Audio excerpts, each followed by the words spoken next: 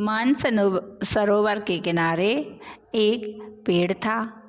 उस पेड़ पर हंसों का परिवार रहता था।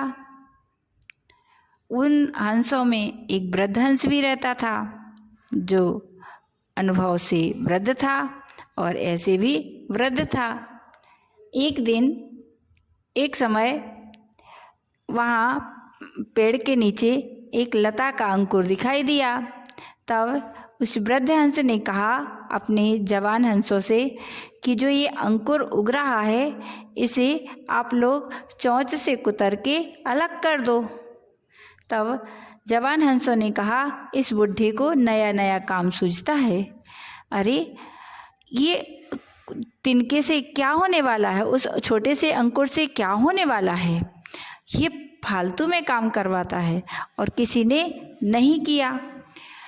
कुछ दिनों में वह लता का अंकुर बड़ा हो गया और वह लता पूरे वृक्ष पर छा गई और वह एक मजबूत लता बन गई।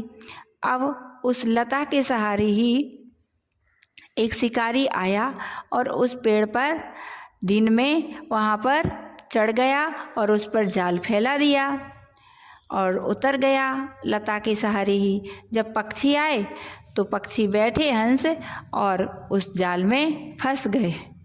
तब उन्होंने कहा कि सच में ही हम लोगों ने वृद्ध की बात नहीं मानी, अब वृद्ध से ही सलाह लेते हैं। फिर गिड़गिड़ाए और बोले दादाजी हमें उपाय बता दीजिए। वृद्ध ने कहा कि देखो आप लोगों ने पहले हमारी बात नहीं मानी इसलिए आप लोग संकट में फंस गए। अब भी मौका है, अब हमारी बात मान लो।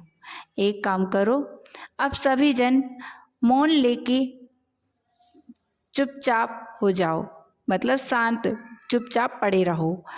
तब ऐसा ही किया कि बिल्कुल शांत हो गए जैसे मर गए हों।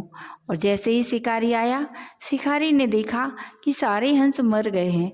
उसने जाल निकाला और जाल में से सारे हंसों को निकाला और एक जगह डाल दिया।